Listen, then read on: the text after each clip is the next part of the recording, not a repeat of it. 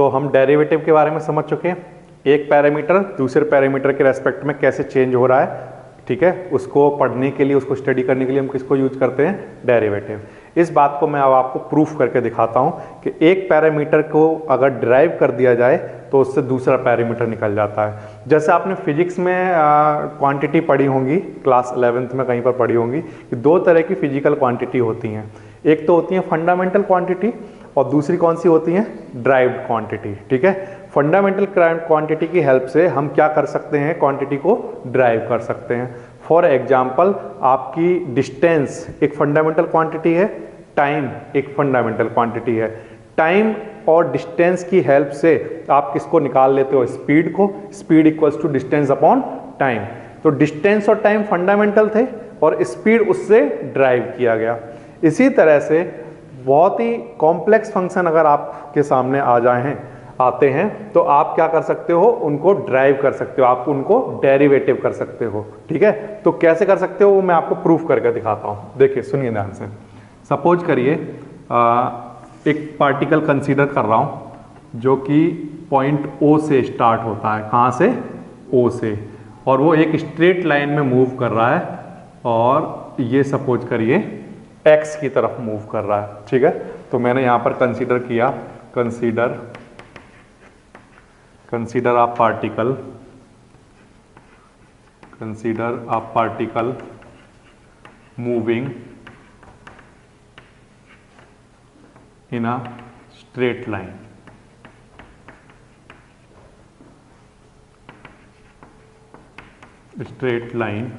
Starting from O towards X, ठीक है। एक पार्टिकल कंसीडर किया मैंने जो O से स्टार्ट होता है और मूव कर रहा है इस स्ट्रेट लाइन में किसकी तरफ, X की तरफ, ठीक। अच्छा, अब सपोज करिए यहाँ पर मैंने जब ये चलना स्टार्ट किया तो मैंने उसको देखा तो after t equals to a time जब हो गया, टाइम कितना हो चुका, a, तब ये पार्टिकल इस पॉइंट पर पहुंच गया और इस पॉइंट का नाम मैंने क्या रख दिया, P।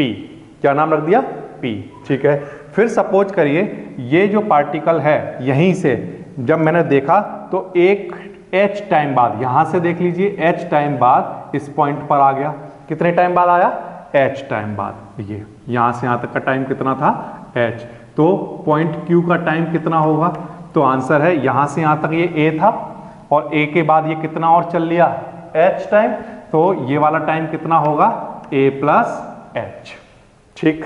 फिर से कोई एक हमने पार्टिकल कंसीडर किया जो O से चलना स्टार्ट करता है, जब टाइम की वैल्यू a हो जाती है तो वो कहां पर मिला मुझे, P पॉइंट पर। जब टाइम की वैल्यू Q हो जाती, टाइम की वैल्यू a प्लस h हो जाती है तो वो मुझे कहां पर मिला, Q पॉइंट पर मिला, ठीक है। इस बात का मतलब ये है कि P से Q तक जाने में उसने कितना टाइम लिया, h टाइम लिया, ठीक। अच्छा, अब ध्यान दीजिए, अगर ये ऐसा चल रहा है तो आप ध्यान दीजिए कि अगर पार्टिकल इस तरह से जा रहा है तो टाइम जैसे जैसे चेंज होगा वैसे वैसे उसकी डिस्टेंस चेंज होती जाएगी। जैसे जैसे टाइम बढ़ता जाता है वैसे वैसे डिस्टेंस बढ़ती जाती है। इस बात का मतलब ये है कि जो डिस्टेंस है वो किस पर डिपेंड कर रहा है, टाइम पर, ठीक है। तो मैंने यहां पर लिखा, ध्यान दीजिए, डिस्टेंस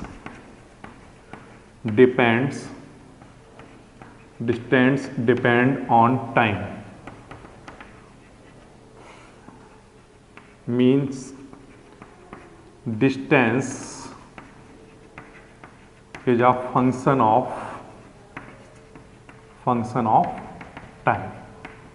इसको हम क्या कहेंगे, अगर डिस्टेंस टाइम पर डिपेंड कर रही है तो हम क्या कहेंगे कि डिस्टेंस किसका फंक्शन है, टाइम का फंक्शन है। तो यहां से ये अगर t दिखाता है, ये क्या दिखा रहा है, टाइम, कितना टाइम दिखा रहा है, O से X t। तो बताइए आप OX डिस्टेंस को कितना लिख सकते हैं, तो OX को आप लिख सकते हैं FT। क्या लिख सकते हैं, FT। इस बात का क्या मतलब है, मैंने आपसे क्या कहा, डिस्टेंस किस पर डिपेंड कर रही है, टाइम पर। तो हम क्या कहेंगे, डिस्टेंस फंक्शन है किसका, टाइम का। तो कोई भी डिस्टेंस लिखी जाएगी उसको ऐसे लिख सकते हैं, फंक्शन ऑफ टाइम, ठीक, इसी तरह से अगर आपको ये बात समझ में आई है तो बताइए ओपी क्या होगा। ओपी को क्या लिख सकते हैं फंक्शन की फॉर्म में, तो आंसर है कि डिस्टेंस जो होती है वो फंक्शन है टाइम का, तो ओपी फंक्शन होगा टाइम का, और टाइम वहां पर किसके इक्वल है, ए के। तो इस बात का मतलब ये हुआ कि ओपी को आप क्या लिख रहे होगे, एफ ए। ये समझ आया आपको? ठीक, अब इसके बाद फिर से मैंने आपसे एक चीज और पूछी कि बताइए ओ क्यू डिस्टेंस कितनी होगी। ठीक, तो आपने कहा कि अगर कोई भी डिस्टेंस फंक्शन है टाइम का तो इसी तरह से ओ क्यू भी फंक्शन होगा टाइम का, और टाइम वहां पर कितना होगा जब वो क्यू पर होगा, तो आंसर है ए प्लस एच। ये भी आपको समझ में आता है, ये समझ आया? ठीक, अब ओके, यहां से मैं जानना चाहता हूं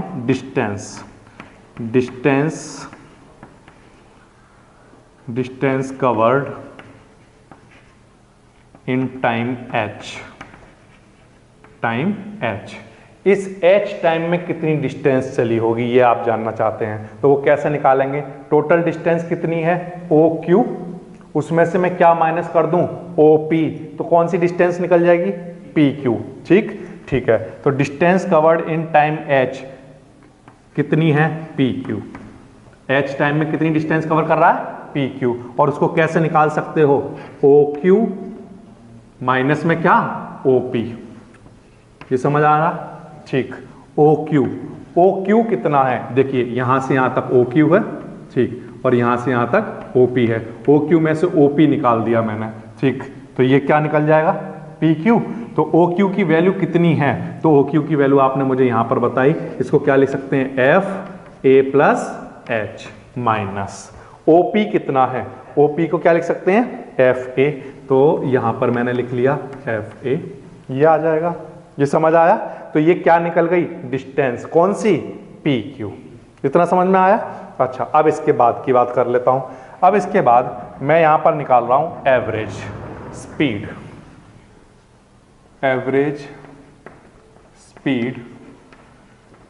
ड्यूरिंग द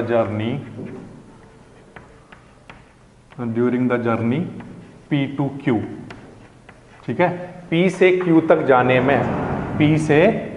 जाने में कितनी एवरेज स्पीड रही होगी, मैं ये जानना चाहता हूं।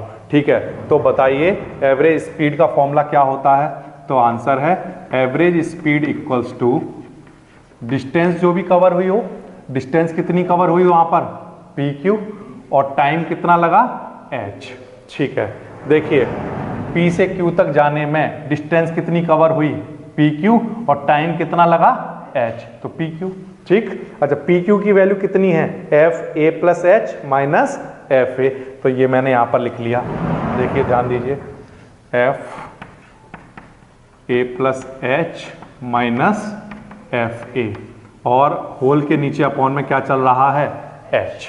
ठीक, ये मेरा क्या निकल कर आ गया सामने, एवरेज स्पीड, ये निकल कर आया। ठीक, अब इसके बाद की बात ध्यान से सुनिए, आप ध्यान से देखिए, इस एच टाइम को अगर मैं इधर लेकर आऊं, कैसे, इधर की तरफ, यहां से इस पॉइंट से मैं इधर की तरफ चलना शुरू कर दूं, तो ये जो एच है ये छोटा होता जाएगा, और छोटा होते होते होते मैंने कितना कर दिया, एच को लगभग कितना कर दिया, 0। तो अगर मैं इस क्वांटिटी को 0 कर दूं तो Q पॉइंट कहां पर आ जाएगा, देखना Q चलना स्टार्ट होगा और वो कहां आ जाएगा, P पर। तो जैसे ही H टेंस टू 0 होता है वैसे वैसे Q टेंस टू क्या हो जाता है, P। Q tends to P। ठीक, ये बात मैंने यहां पर नोट कर ली, ध्यान दीजिए, यहां पर मैंने लिखा कि H टेंस टू 0, जैसे जैसे H 0 बनता है वैसे वैसे Q क्या बनने लगता है, P। ठीक, तो इस बात का मतलब यह हुआ कि अगर मैं यहां पर लिमिट अप्लाई कर दूं तो Q क्या बन जाएगा, P, और अगर Q P पर आ जाएगा, ठीक है, तो जो आपने अभी एवरेज स्पीड निकाली थी वो PQ की होगी या किसी पॉइंट की होगी, तो आंसर है, पहले मैंने एवरेज स्पीड निकाली एक इंटरवल की, अब ये पॉइंट कम करते करते करते करते यहां पर लेकर आ गया, तो जो एवरेज स्पीड होगी अब वो किसकी होगी, उस पॉइंट की। ये समझ आया? ठीक, चलिए तो मैं यहां पर नोट कर लेता हूं, ये मेरे पास है एवरेज स्पीड, इस एवरेज स्पीड में मैंने क्या लगा दी, लिमिट।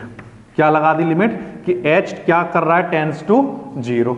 अगर मैंने यहाँ पर लिमिट लगाई तो F A plus H minus F A upon H, जो ये पहले एवरेज स्पीड थी, लेकिन अगर उस पर लिमिट लगा दी गई तो लिमिट लगाने पर as H tends to 0 point Q tends to P. ठीक, तो इस बात का मतलब है अब ये एवरेज स्पीड नहीं रही, ये क्या बन गई, average speed at a point, और उसको आप क्या नाम देते हो, इंस्टेंटेनियस स्पीड। क्या नाम देते हो आप, इंस्टेंटेनियस स्पीड, इंस्टेंटेनियस स्पीड। ठीक, ये बन गया। इस बात का मतलब ये है कि इंस्टेंटेनियस स्पीड इक्वल होती है किसके, limit H tends to 0 F A plus H minus F A upon H. ठीक, ये स्पीड निकल गई किसी एक पॉइंट पर, और इसको मैंने नाम दिया, देखना ध्यान कैसे दिया, मैंने इसको नाम दिया एफ ए डैश, किसके इक्वल, limit H tends to 0 F A plus H minus F A, और अपॉन में क्या चल रहा है, एच। ये इसको मैंने एफ डैश तो लिखा, ये तो दिखाता है किसी एक टर्म का चेंज, डेरिवेटिव को, लेकिन यहां पर ए क्यों लिखा, तो देखिए यहां पर ध्यान दीजिए, जब पॉइंट क्यू पी बना था, क्यू चला था और क्या बन गया था, पी, तो वहां पर टाइम क्या था, ए। तो जब भी आप किसी फंक्शन को लिखते हो तो उसके ब्रैकेट में यहां पर अंदर क्या लिख रहे हो, टाइम। क्या लिख रहे हो, टाइम। तो जब आप इंस्टेंटेनियस स्पीड निकालेंगे तो वो इंस्टेंटेनियस स्पीड किस पॉइंट की निकल कर आएगी, पॉइंट पी की, और पॉइंट पी पर टाइम कितना है, ए। इसीलिए मैंने यहां पर क्या लिखा कि इस इंस्टेंटेनियस जो स्पीड है उसको मैं किससे डिनोट कर रहा हूं, एफ डैश से, और किस, तब वहां पर टाइम कितना है, ए। ठीक, so this is instantaneous speed at point, कौन सा पॉइंट था, पॉइंट पी, और वहां पर टाइम कितना था, ए। ये बात आ गई समझ में। ठीक, इस बात का मतलब क्या हुआ, आपने एक कहीं पर लिखा एफ टी, ये एफ टी किसको डिनोट करता है, तो आंसर है डिस्टेंस को। डिस्टेंस किसका फंक्शन था, टाइम का, तो डिस्टेंस को हमने कैसे लिखा, एफ टी। जब आपने थोड़ा सा सॉल्व किया तो आपके सामने एक क्वांटिटी निकल कर आई, कौन सी quantity, instantaneous speed, instantaneous speed, और उसको आपने किससे डिनोट किया, एफ डैश टी। ठीक है, एफ डैश टी से डिनोट कर सकते हैं। ठीक, अच्छा, तो जैसा कि मैंने स्टार्टिंग में बताया आपको कि डेरिवेटिव की हेल्प से हम क्या करते हैं, कोई भी एक पैरामीटर दूसरे पैरामीटर के रेस्पेक्ट में कैसे चेंज हो रहा है इसकी स्टडी भी करते हैं। तो आपने देखा, आपको पहले से क्या पता था और उससे आपको क्या पता चल गई, इंस्टेंटेनियस स्पीड। ठीक, ये पहला प्रूफ हुआ। तो बिल्कुल सिंपल सी बात, डेरिवेटिव क्या होता है, तो डेरिवेटिव में कोई एक पैरामीटर दूसरे पैरामीटर के रेस्पेक्ट में कैसे चेंज हो रहा है इसके बारे में स्टडी की जाती है। तो वो आपने एक एग्जांपल देखा इसका, ये समझ आया।